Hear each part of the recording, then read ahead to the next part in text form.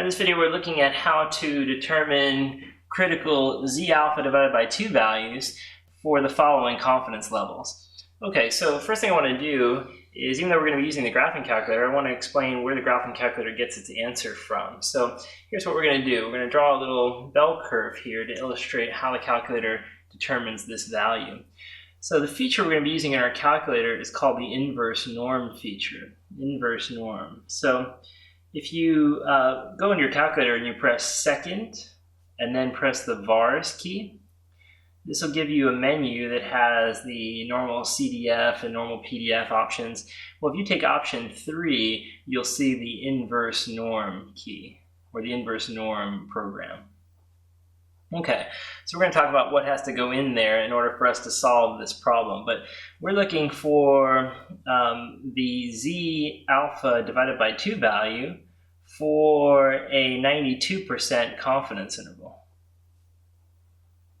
All right, so what I want to do first, our first step, so to speak, is to determine alpha. So if you have a 92% confidence interval, this leads to the idea that we have 8% as our alpha. Okay, so 8% is our alpha. Now, as decimals, of course, these numbers are 0.92 and 0.08. We're going to be paying attention to this guy because alpha in this problem, since it's Z alpha divided by 2, we're going to be dividing that alpha into 2 tails. That means that half of alpha goes here and the other half goes here. So we'll have 4% here and 4% here. That makes up our total 8%. And then what that means is that below this line, from here all the way over, since we have 100% area under the curve, if 4% of it is here in this tail, that must mean that 96% is below that point, which makes this location the 96th percentile because 96% of the area is below that point. That's actually what the calculator needs in order to tell us the Z alpha divided by 2 value that's located below this line. So the way we're going to get the calculator to do this, there are 2 ways we can do it, but what's going to be most suited in the long run for future problems where we have to find not just Z alpha divided by 2, but sometimes Z alpha, it's probably best to do the problem this way. We're going to do 1 minus, and what we're going to do normally is we need to enter this 0.96. Now you could just say 0.96 here and get the solution, right?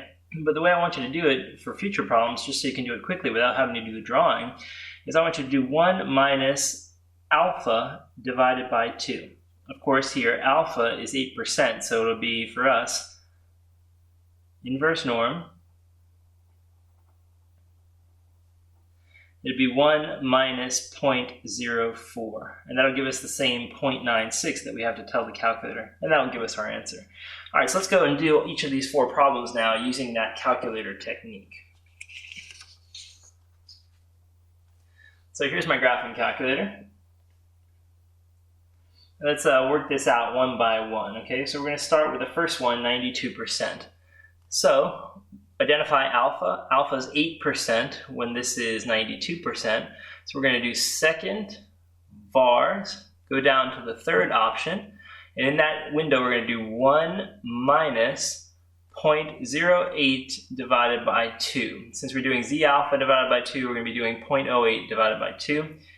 Hit enter, and we get the answer 1.75. So 1.75 is the first solution. All right, let's do the next one then. To get the Z alpha divided by 2 value for 96%. Well, we will go, again, second vars, go down to option 3, inverse norm.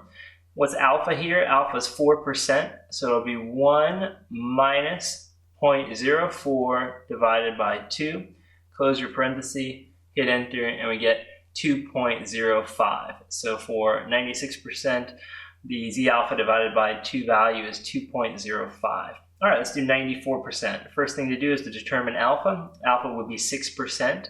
So we're going to do second vars. We're going to go down to option 3. We're going to do 1 minus 6% as a decimal. So 6% as a decimal is 0.06, and we're going to divide that by 2 because it's Z alpha divided by 2. And we get the answer 1.88. All right, our very last one would be the 97%. So in order to do that one, we're going to do second vars, again option 3, and we're going to do 1 minus 3% chopped in half, so 0.03 divided by 2, and when we're done, we get the answer 2.17. All right, and that's it. That's all 4 of them solved using the graphing calculator.